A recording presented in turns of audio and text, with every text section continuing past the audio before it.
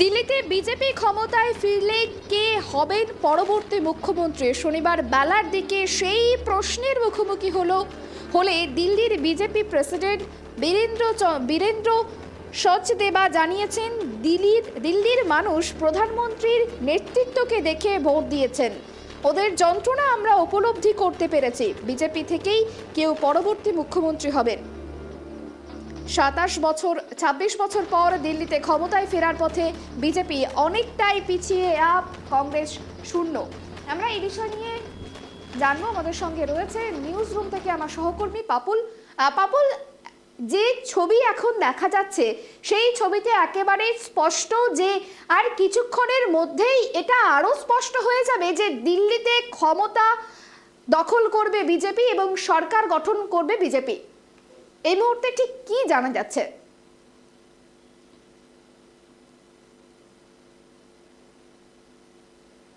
পাপুল, শোনা যাচ্ছে আমার কথা? পাপুল, যে বিষয়টা তোমার থেকে জানতে চাইছিলাম যে আর কিছুক্ষণের অপেক্ষা, তারপরেই এটা আরো পরিষ্কার হয়ে যাবে যে দিল্লিতে সরকার গঠন করতে চলেছে বিজেপি। একদমই সুপর্ণা, তুমি যেমনটা বললে, আজ দিল্লি বিধানসভা নির্বাচনের ফল ঘোষণা এবং ফল ঘোষণা বেশ কয়েক রাউন্ড হয়ে গেছে। কোনো কেন্দ্রে 9-10 রাউন্ডে গণনা সম্পূর্ণ হয়েছে এবং এই 9-10 রাউন্ডের গণনাতে অনেক আসনে এগিয়ে, অর্থাৎ দিল্লি বিধানসভাতে, অর্থাৎ দিল্লিতে সরকার গড়তে গেলে কোনো রাজনৈতিক পার্টিকে 36টা সিট পার করতে হবে। অর্থাৎ সেই আঁকড়া আমরা ইতিমধ্যেই বিজেপি পার্টি অলরেডি সেই 36টা আঁকড়া, অর্থাৎ 36টা সিট থেকে অনেক বাড়তি সিটে তারা এই মুহূর্তে এগিয়ে রয়েছে। কাজেই এক প্রকার ধরে নেওয়া যায় দিল্লিতে দীর্ঘ 2.5 দশকের খরা কাটিয়ে দিল্লিতে আবার ক্ষমতায় আসতে চলেছে বিজেপি, এটা এক প্রকার বলাই যায়। কারণ এই মুহূর্তে যে সংখ্যা দাঁড়াচ্ছে, বিভিন্ন বুথ ফেরত সমীক্ষাতেও আমরা দেখেছিলাম যে কয়েকটি বুথ ফেরত সমীক্ষা হয়েছে, সেখানে কিন্তু অধিকাংশ বুথ ফেরত সমীক্ষাই কিন্তু বিজেপিকে এগিয়ে রেখেছিল। তার মধ্যে 2টি বুথ ফেরত সমীক্ষা শুধুমাত্র কেজরির দল আম আদমি পার্টিকে এগিয়ে রেখেছিল। কিন্তু এটা যদি সত্যি হয়ে যায় তাহলে কিন্তু দিল্লিতে এক প্রকার বলা যায় ডবল ইঞ্জিনের সরকার যে হচ্ছে তা নিশ্চিত। কারণ দিল্লিতে আম আদমি পার্টির হেভিওয়েটরা এই মুহূর্তে পিছিয়ে রয়েছেন। কারণ অরবিন্দ কেজরিওয়াল তথা আম আদমি পার্টির সুপ্রিমো, তিনিও কিন্তু নিউ দিল্লি কেন্দ্র থেকে পিছিয়ে রয়েছেন তার প্রতিদ্বন্দ্বী বিজেপির থেকে। কারণ দিল্লিতে আমরা যদি অরবিন্দ কেজরিওয়ালের আসন যদি দেখি, সেখানে বেশ হাড্ডাহাড্ডি লড়াই। কারণ দিল্লিতে একদিকে যেমন আম আদমি পার্টির পক্ষ থেকে অরবিন্দ কেজরিওয়াল এবং অপরদিকে বিজেপির থেকে প্রবেশ ভার্মা এবং আর এক কংগ্রেস থেকে যদি আমরা দেখি তাহলে প্রাক্তন মুখ্যমন্ত্রীর ছেলে শিলা দীক্ষিতের ছেলে, সেখানে সন্দীপ দীক্ষিত কিন্তু প্রতিদ্বন্দ্বিতা করছেন। এই 3 জনের নিউ দিল্লি কেন্দ্র কিন্তু একদম টাইট ফাইট হয়েছে এবং ইতিমধ্যে সেখানে কিন্তু বিজেপির প্রার্থী এগিয়ে রয়েছেন। সেই সঙ্গে সত্যেন্দ্র জৈনও পিছিয়ে রয়েছেন, সৌরভ ভরদ্বাজ তিনিও কিন্তু পিছিয়ে রয়েছেন।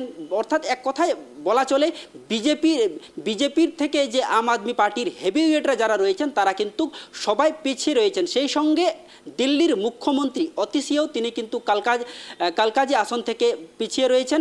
সেখানে রমেশ বিদুড়ি কিন্তু আম আদমি পার্টি থেকে, অর্থাৎ দিল্লির মুখ্যমন্ত্রীকে পিছনে ফেলে তিনি কিন্তু অনেকটা এগিয়ে গেছেন।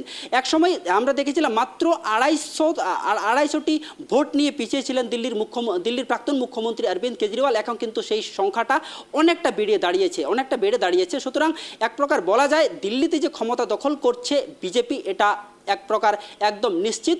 কিন্তু যদিও এই মুহূর্তে বলাটা বেশ কঠিন, কারণ যেহেতু ফাইনাল রেজাল্ট এখনো হয়নি, অনেক রাউন্ডের গণনা চলছে, অনেক রাউন্ড বাকি আছে। সুতরাং এই মুহূর্তে যে ভোট গণনার যে খেলা যখন তখন পাল্টে যেতে পারে কभी भी वक्त बिगड़ सकता है, क्योंकि दिल्ली का निर्वाचन আমরা দেখেছি সময়ের অপেক্ষা, যখন তখন খেলা পাল্টে যেতে পারে। কখন আমরা দেখেছি, এক সময় এমনটাও দেখেছি আমরা যে আম আদমি পার্টি প্রথমের দিকে অনেকটা নিচে থাকলেও কিন্তু বেশ কিছুটা সময় তারা কিন্তু অনেকটা এগিয়ে যায়, অর্থাৎ ম্যাজিক ফিগারের কাছাকাছি চলে গিয়েছিল। কিন্তু সময় বাড়ার সঙ্গে সঙ্গে কিন্তু সেই সংখ্যাটা আবার কিন্তু নিচের দিকে চলে আসে। অর্থাৎ বিজেপি যে এখন ম্যাজিক ফিগার থেকে অনেকটা বেশি, আর এর থেকেই মোটামুটি আন্দাজ পাওয়া যাচ্ছে দিল্লিতে আবার যে ডবল ইঞ্জিনের সরকার হচ্ছে এটা প্রায় নিশ্চিত। সুপর্ণা।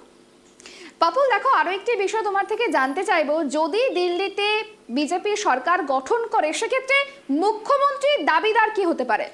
একদমই সুপর্ণ, তুমি যেমনটা বললে, দিল্লিতে যদি আম আদমি পার্টিকে যদি পিছনে ফেলে দিল্লিতে যদি বিজেপি সরকার গঠন করে, সেক্ষেত্রে মুখ্যমন্ত্রী কে হতে পারে সেটা কিন্তু যথেষ্ট তাৎপর্যপূর্ণ। কারণ আমরা দেখেছি যে সমস্ত রাজ্যে বিজেপি বিধানসভা নির্বাচন লড়েছে, সেখানে কিন্তু বিজেপি তাদের দলের পক্ষ থেকে মুখ্যমন্ত্রী কে হবে তারা কিন্তু সেই মুখ তারা ডিক্লেয়ার করে না, তাদের দল থেকে বলা হয় না।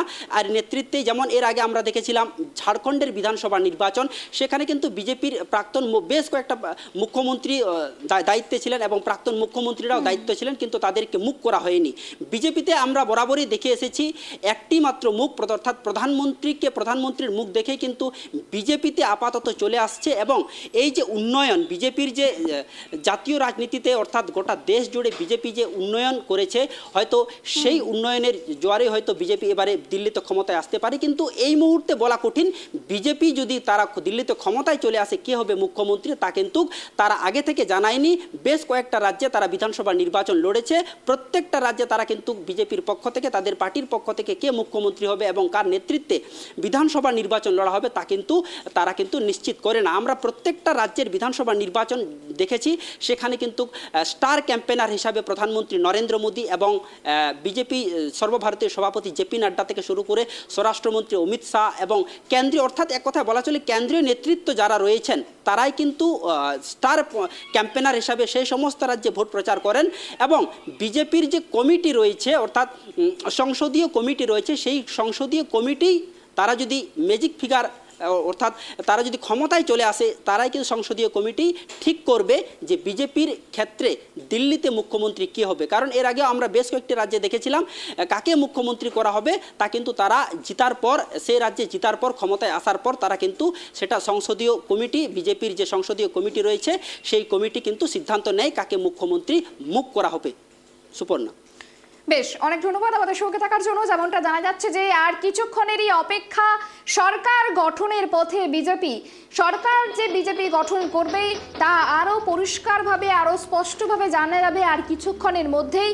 এবং রাজধানীতে পালা বদলের ইঙ্গিত দেখছে রাজনৈতিক বিশেষজ্ঞরা, কারণ বিজেপি অনেকটাই ম্যাজিক ফিগারের থেকে অনেকটাই বেশি আসনে এগিয়ে রয়েছে এবং আপ অনেকটাই পিছিয়ে রয়েছে।